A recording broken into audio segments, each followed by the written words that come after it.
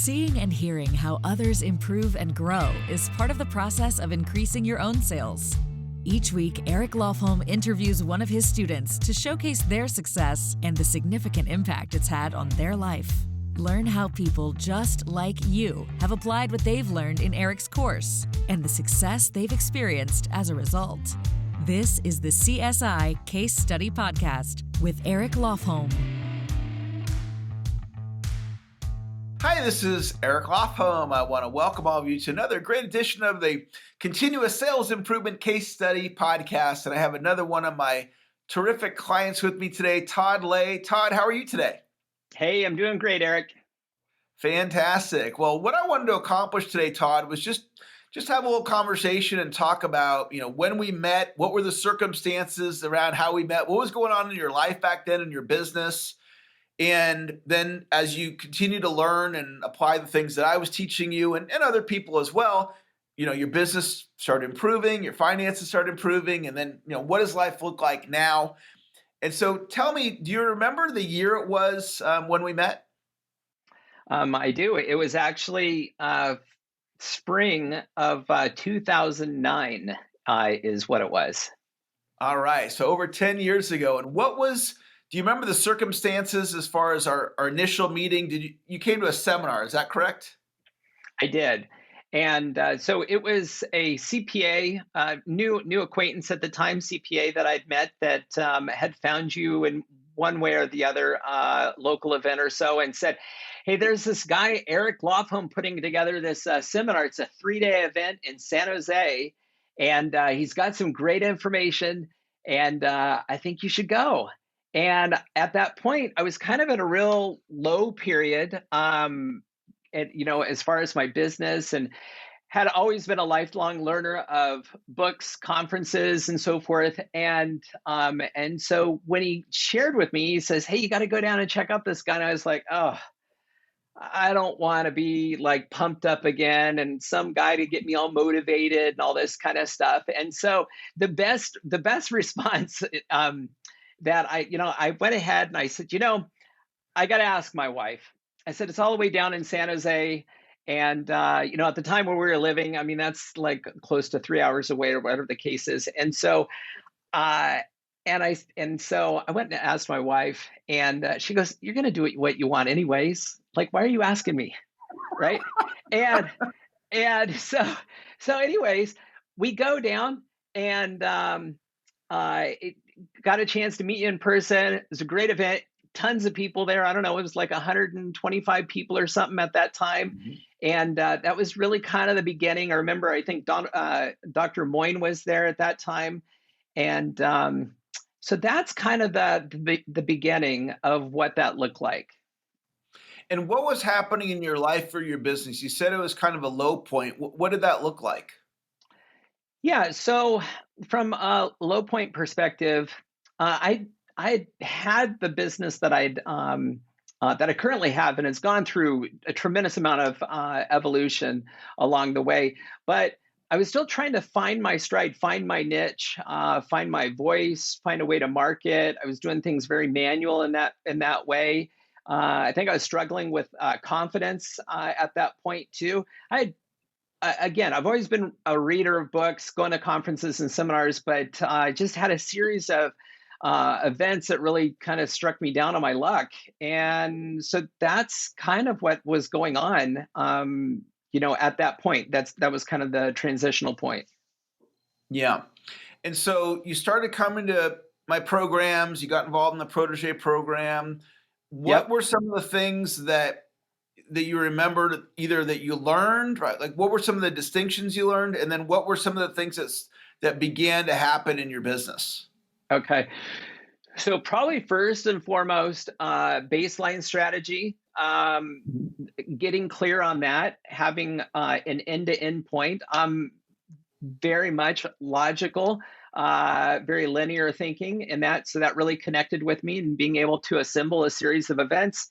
The other aspect was where you had mentioned layering tactic with another tactic and so forth, and creating these combinations, this synergy effect. So that was really big.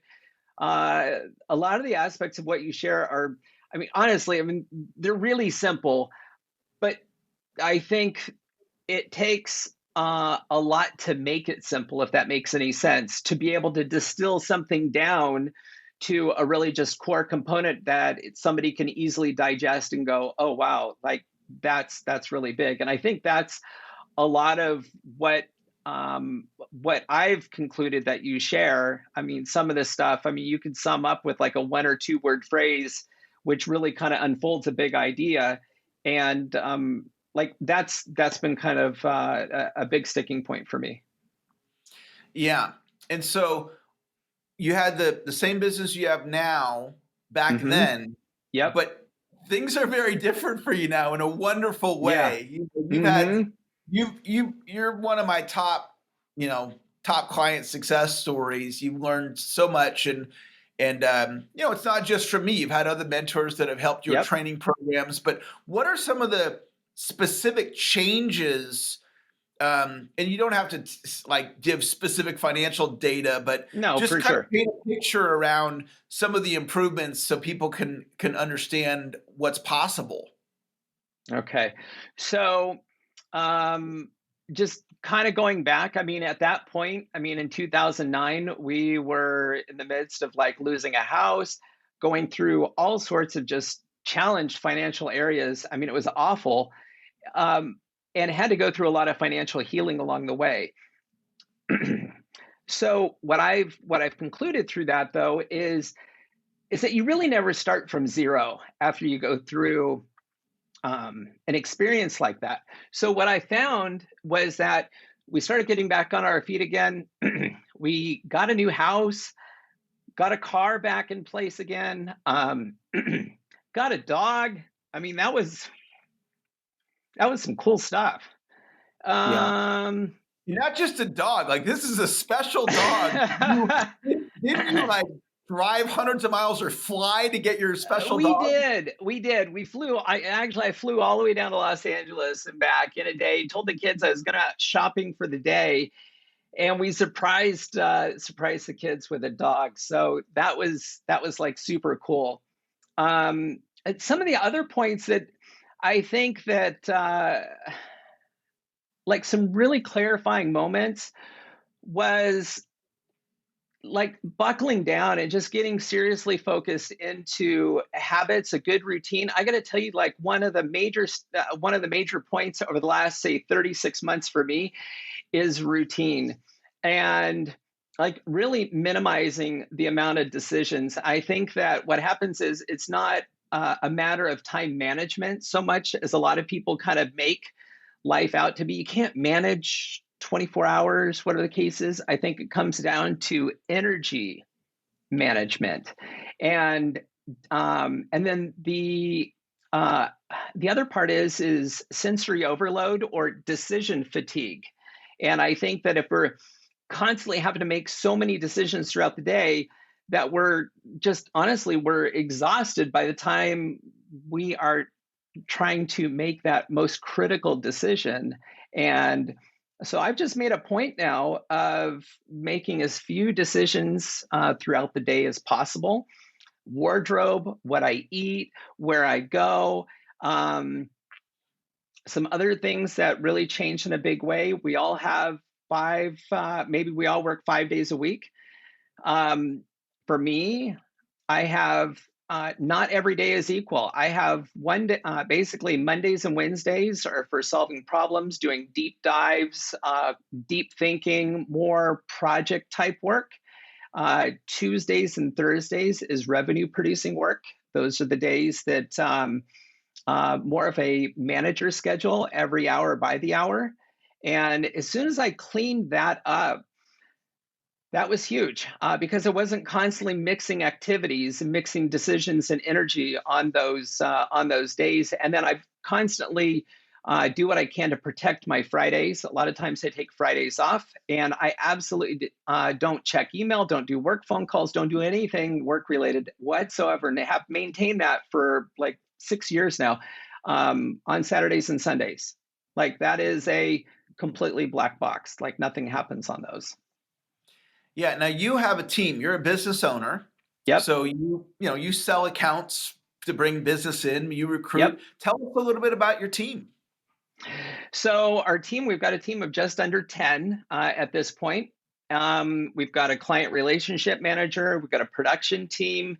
Also, I've got another person that handles anything that has to do with tech. That was a game changer that I didn't even realize at that moment. For the longest time, I've always kind of liked the technology piece, and whether it was setting up sequences or campaigns or creating new apps and doing all that kind of stuff. But I found like, well, that was great. I might enjoy it. It doesn't make any money to be able to do that. And as soon as I brought in somebody that would handle that, um, oh my gosh, that radically changed everything. And she's been with us now for like 3 years. Um, and one of the person that's one of our team members has been with us the longest. She's been working side by side with me for like 15 years. Okay. And so that's been huge. We have very low turnover, fun environment. We meet as a team every quarter. We call it the tribal tune-up. It's a 3 day right now because we meet virtually. 3 day event. It's 3 hours per day and we meet quarterly. We've got an agenda. We go over what's working, what's not working, and so forth. And it really opens up communication and creates that collaboration for the team. So little things like that. But I got to say, like systems are super dialed in right now. You might even see I actually have got it all mapped out. All our processes here on the wall of like all how events actually move throughout our organization. Oh, fantastic. Now, you really have set your life up now, life by design, Yep. right? You're not like reacting to life. You do life with intention. Of all my clients, you're one of the best, right, at being intentional. You want to just share some of the things that you've done to set your life up with intention. So, how that basically has come about, well, I start essentially with what I want to do, what do I want to achieve, how I want to live. I start with that first, and then I start filling in all the gaps. And you look at like what Stephen Covey talks about, boulders and rocks and pebbles, sand and water and so forth, is you put in the big pieces first of where do you want to live? What do you want to do for work? You got to love what you do for work. I mean, absolutely, just like you do, Eric. I mean, you would do it whether you got paid or not. You love it. I mean, same thing Right. with me. I absolutely love it. Um, I mean, even on my days off, I'm like reading journals and books and everything all about finance. So, um, but so that um, also, I've designed things. I've everything even before COVID. That is that everything was always maintained virtually because I didn't want to be driving all over the place. And it's only gotten better now with technology. And so, with that being said, I do a lot of activities, whether it is scuba diving in warm water. I found out scuba diving, getting certified in Monterey in 52-degree water, wearing an 8 mil wetsuit is miserable with a hood and gloves. Um, but Southeast Asia is amazing. The water's warm and clear, and they've got big turtles. And then the other part is, I think, as you become successful, you start looking at different. You start looking at your sphere of influence, the circle of people that you're interacting with, and you start looking at maybe where you're living right now is not necessarily the place that you're going to be treated best, right? And you start looking at politically, you start looking at different environments and so forth. Weather, that's the other thing. I don't like being cold. I don't know what it is anymore. I do not like being cold. And so over the last several months, well, actually more so longer than that, went down to, started traveling, went down to Costa Rica, big family event. My wife, our 3 kids, my brother, his kids, my mom and dad was in their mid 70s. We wanted to do a big event, so we went down there for a few weeks back in 2017. And then the next year, I thought, okay, well, we've been to Costa Rica. Like, what else is there? That was a great experience. We planned it like a wedding a year in advance. And so the next year I went and I looked, and I said, well, what's down south? So we saw Panama and we saw Colombia. And we did a week of each. Just my wife and I, we sent the kids to Idaho with the grandparents. And so we went down, and I absolutely loved Colombia. And so that was such a great experience. And I said I had to go back down there again, took our son down there, went back to Panama. It was good, but it wasn't the same as Colombia. And so this last year, I was shopping, looking at real estate, and I found a property that I looked and I go, gosh, I know the price point, I know the neighborhood, I know where this is. And I actually, get this, I went ahead and did the preview over a Zoom meeting, had the guy on a motorcycle showing me the streets where everything was and so forth. When it was all done, I said, let's do it. And I couldn't believe it. Holy cow, right? Bought a house in Colombia, in El Poblado in Medellin, Colombia. And I hadn't even seen it yet. I hadn't even been there in person yet. I didn't do that until like 6 weeks later when we actually signed the deed. Crazy, right? Wow. So that was a big piece. Did that. Also looking at the idea of Nashville, Tennessee, the prospects of possibly family relocating out there. And then there was an additional opportunity that I saw on the radar that I did some research over the last year and a half on, and that was in Puerto Rico. And that made sense from a business perspective of kind of some incentives of what was being offered out there. And so we went ahead over the last 6.5 months, and it was not easy at all to make this happen, but we went ahead and got a place now in Puerto Rico as well. So right now, concurrently, I've got about 3 different things going on at the same time. It's pretty busy, but it's exciting at the same time. Yeah, I love that life by design. That's fantastic. Well, Todd, just have a couple other quick questions for you, and we can wrap it up here today. How many hours do you think you've logged in the Eric Lofholm conversation through the protege calls, the modules, the live events? You know, you and I, you've staffed a number of my events, masterminds. I know there's no exact number, but just a ballpark. Is it 50 hours? Did you do 100 hours with me? Did you do 300 hours? What would you just guesstimate the number of hours you've logged in the conversation? Easily 10,000. Easily. Wow. And the reason I say that is there was one point in time, I want to say around 2011, 2012, like right in there, there is a point in time that I was just so much just after this, just getting back on my game again. This might be a little bit over the top for some people, but I had access to like your full calendar of everything that you had going on. And I said, I'm not going to go ahead and like chase 6 different mentors at the time. I'm just going to pick one. Right. Yeah. And so for literally almost a year, I went to every single thing you did. And I remember one time I showed up at one of your events in Los Angeles, and you're like, oh my gosh, you're like, I didn't even know you were coming, right? Type thing. But I just think those early pieces, the foundation and work ethic and willingness to stick and commit, has really accelerated to where I'm at right now, because that's really what I needed as the bedrock, the foundation to be able to build to get to where I'm at right now. Fantastic. Final 2 questions, Todd. 2 different types of people would be watching or listening to this. Yep. One is somebody who is not a client of mine. They're considering joining like the protege program. They're maybe on the fence. Any advice you'd share with somebody who maybe they're looking at silver or gold or platinum, they haven't made the decision yet? What would you say to them? So probably the easiest approach is, just start by getting into a regular conversation that you put together, like your morning 15-minute call that you do each morning. Mm-hmm. Just something as simple as that.